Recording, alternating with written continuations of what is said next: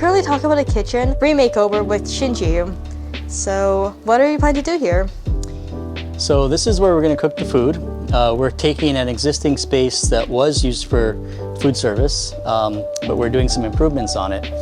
So we are doing some remodeling. The Department of Health has asked us to lower the ceilings, so things like dust and paint flakes and condensation from the pipes don't fall on the food prep.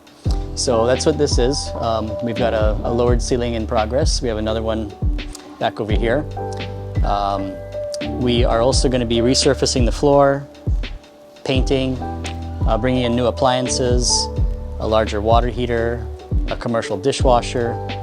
So quite a bit going on here. But we're basically taking a space that was used for food service and we're improving on it, and we're going to hopefully expand our menu and the quality of food that we're serving to our students here.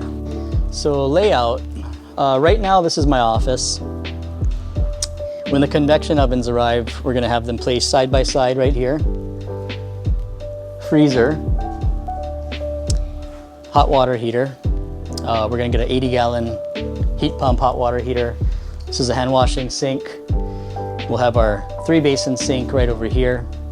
We're going to be using that for a lot of meat prep, food sanitizing, etc.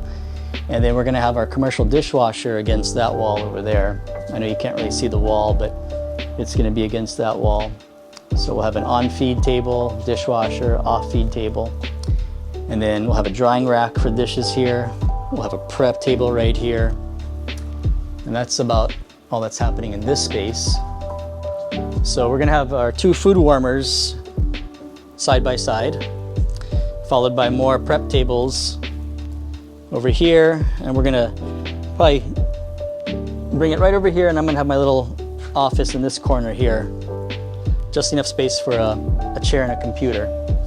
And then so we'll be able to do prep, and then when it's time to serve, we'll get our food warmers out. We have, tabletop food warmers that will take the food from these warmers and we'll put them in these warmers, and then we'll be serving right here. So this is going to be the prepping, plating, and serving area. So we're operating under the cold kitchen guidelines. We wanted to do a hot kitchen, however, that requires a hood, a grease trap, and a grease interceptor, and the cost and the timeline was a little bit more, actually a lot more than what we had initially anticipated. So even though we have ovens, those are permissible under a cold kitchen, and those are going to be the main workhorses of our kitchen here. But we do still want to explore the option of having a hot kitchen down the road with a hood. We'll be able to do a lot more different styles of cooking that way. It's just a lot more involved and a lot more expense and a lot more time. We have always had a vendor in the past, meaning that we pay a lump sum of money to a third-party business, and then they make food for our students, and we don't have to do a whole lot of the paperwork. But it also means we don't have a whole lot of control over what's served. So the biggest change is that we are bringing it in-house. Anyone who's going to be working in the kitchen will be an employee of the school as opposed to a contracted vendor. We are trying to tie in our food production up at Kaumana into our school lunch program here. Farm to School is the name of the grant and the theme that we're going with. So we would really like to have our students growing as much of the fruits and vegetables for the ingredients for our school lunches as possible. Not only will it help with offsetting the cost, but it's also a way to get the highest quality produce into our school lunches and breakfast. Follow-up question, what are you planning to serve here? It's a good question. We're going to focus on local favorites. We were fortunate to have the Hawaii Academy for Arts and Sciences share their menu with us. And so we're going to be modeling our food program after Haas's food program. So, we're going to have things like beef stew, pork and peas, chicken adobo. We're going to have cheese pizza. We're going to have Kahlua nachos. We're going to have taco day, things like that. As far as the lunch goes, for breakfast, we'll look at doing, loco moco, Portuguese sausage, egg and rice. We'll have oatmeal. We'll probably have smoothies, one day a week. We will have some vegetarian items, perhaps even some vegan items here and there. So, you know, we're trying to just expand on, you know, what's been done in the past and take it a bit further. When do you think this will be finished? That's a good question, and we don't have a perfect answer. Our goal was to be finished and serving by January, second semester.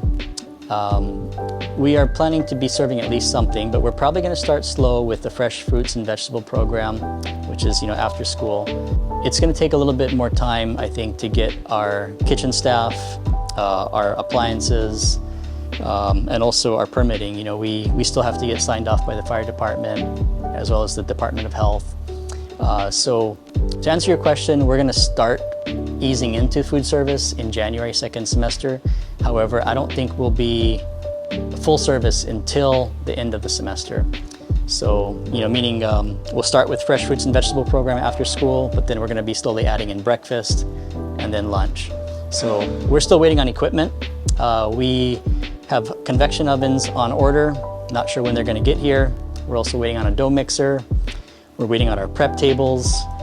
There's a lot of things that we need to get in place before we can confidently say that we're ready. And one of my biggest fears is that we're going to say we're ready and we're not really ready. So we're going to, you know, take it slow. We're going to start off small, and then we're going to, you know, keep adding things progressively until we're completely serving all of our own food. So sometime between January and May is when it'll be fully ready. Thank you very much.